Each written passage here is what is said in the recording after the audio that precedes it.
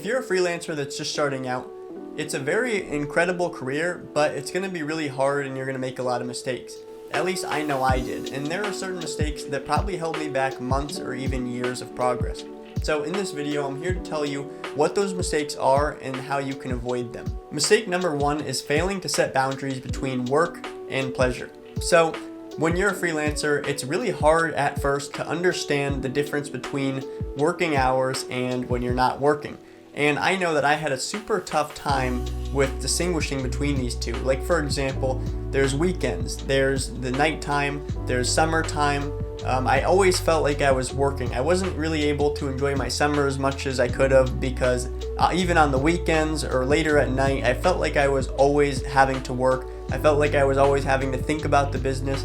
And sure, you do have to think about the business a lot, and you have to always consider your clients' needs and always be willing to put in the time. But at the same time, you can't be thinking about it 24/7 because that's ultimately going to lead to burnout and you quitting. So the solution to this mistake is to set clear boundaries between when you're working and when you're not working. And when you're not working, try as hard as you can to relax and do the things that you enjoy rather than thinking about your business 24/7. And one trick that helped me massively, for the past 2 years, I have been documenting every single thing I do when it comes to work. So I say, all right, I started work at 8 a.m. and for the first 2 hours, I worked on design for this project, and then I had a call with a client, and then I worked on some YouTube videos for the next couple hours, and then I say, all right, I stopped working at 5 p.m. So I just worked 9 hours, and that means I'm officially done. This way you could pretty easily distinguish between when you worked, how much you worked, and then also when you're done with work. All right, mistake number two is neglecting your personal brand. So probably for the first 6 to 12 months of becoming a freelancer, I was just putting my head down and learning web design and learning SEO and taking as many courses as possible. And while this is really important because you absolutely need to learn the skills that you're about to be selling, you also need to be focusing on your brand and focusing on how you're going to distinguish yourself from your competitors. So if you aren't visible to your clients, you aren't visible to prospects, nobody even knows that you're a web designer to begin with, then how are you going to be getting projects? And one thing I would really encourage is to start thinking about your brand earlier on, because I know I didn't think about it as much during the first 6 months, but if I just even started thinking about how I was going to market myself and how I would create a brand earlier on, then I think I would have been further ahead. And that leads right into the third mistake, which is neglecting sales and outreach. Now for me, this was actually the number one mistake that I made in my first year of running my agency.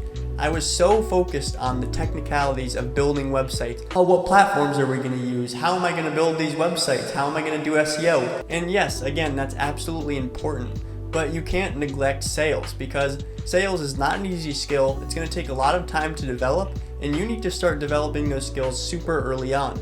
You need to research how you're going to outreach, what different types of strategies are you going to use to find clients, and how are you going to actually close those clients. So do you understand how a sales call should go? Do you understand what you should be saying and how you should be charging for your services? I mean, there is just a lot to take into account when it comes to sales and outreach. And so you have to think about this earlier rather than later. And by the way, I do have a video called 15 Proven Strategies to Find Web Design Clients. If you're interested in learning about sales and outreach for your web design agency, this video has 15 strategies that I know you should give a shot. So all I'm saying is develop a marketing plan, pick maybe one way of outreach. Say, I'm going to do 100 cold calls a day. I don't know what your strategy might be. Maybe it's going to be networking, because networking is personally my favorite strategy.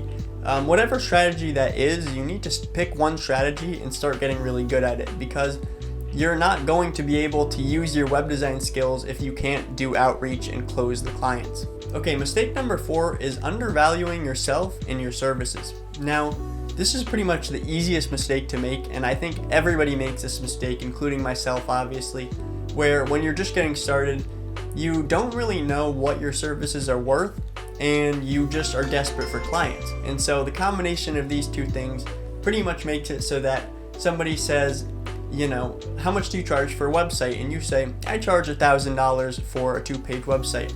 And then they say, how about 500? And you say, well, I could use $500 and I don't have any projects, so yeah, sure, I'll do it for 500. And while that's it's something to consider when you're just getting started, because you don't have any projects. You really do need to get some projects under your belt. But what I would say is, after a couple projects of doing this and getting those portfolio pieces, you don't really want to do that again, because if you can just slide your prices down 50% in order to make a client happy and to get a project, then what is your project really worth? What's your time worth? And why are you just, submitting to be worth 50% less than you're actually worth? So sure, at the beginning you do want to maybe get some projects under your belt, even at lower prices than what you're comfortable with. But at the end of the day, you can't do that forever, and so try to get out of the habit of doing that earlier rather than later. So instead of underpricing yourself, do some research about how much it costs to get a website done, and even compare yourself to some of your competitors. So you might want to submit some quotes to other web design companies and say, hey, how much would it cost for me to do this 5-page website or this 10-page website?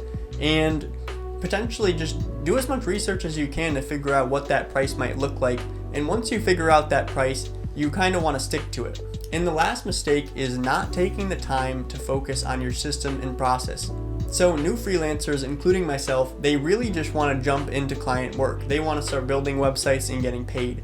And while that's absolutely a valid concern, you do want to get paid and you want to start making money, I do urge you at some point in the first 6 to 12 months to really think about what platforms you're using, how are you organizing your files, and how are you keeping track of your leads, your project, and your whole entire system. In the first year of running my agency, I pretty much didn't keep track of anything. And well, this sounds crazy, I know, but all I was really doing was building websites and then, forgetting them. I just put them in the filing cabinet and that's it. I'm not thinking about the project anymore.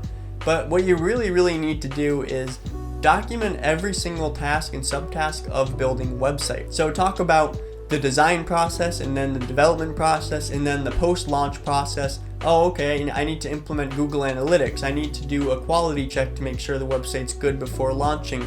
How am I going to change the DNS records and get all this information I need from the client? You really want to have all of that written down in a procedure, and they kind of call this SOPs, but you could make your own or you could find them online. You really want to have all of this really well documented. So consider putting all this in a document and then also linking useful resources and maybe links to videos that could be really helpful for you doing this. And on top of that, how are you going to keep track of your sales management? So this is considered a CRM, client relations management, and basically, how are you going to keep track of a new lead you got? When did you get it? What did they say? Are you keeping notes of all of this, and is it organized, or are you kind of just taking calls and trying to keep it all in your brain? Because trust me, keeping everything in your brain is not going to work. So for example, you could consider using Salesforce, and whenever you get a new phone call or a lead, or you go networking and you hear about a new opportunity, you want to put it in your leads column and write down all of the notes about what they said. When was the call? When should you follow up? What should you do when you follow up? What are some things that you told them that you really need to keep track of? And once you have all of this documented, you're gonna feel like you have everything more in place, rather than trying to just, oh, I think I had a call 2 weeks ago. I don't remember who it was with or what it was about, but all I know is I think I should probably call them back. And you're gonna end up looking like an idiot because you had no idea who they were or what their business was all about and what you talked about on that call. Now, I'm also talking about your project management system when I talk about your system and process.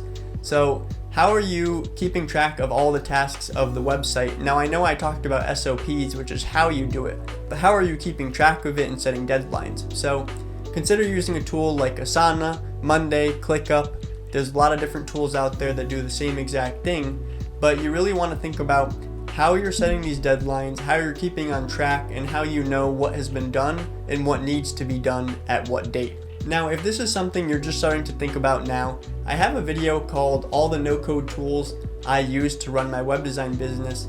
You're going to want to check that video out because I talk about all of these different things much more in depth. And there you have it, 5 huge mistakes that new freelancers make and how you can avoid them. If you like this video, then don't forget to hit that thumbs up button for me. I'd really appreciate it. It takes me a lot of time to make these videos.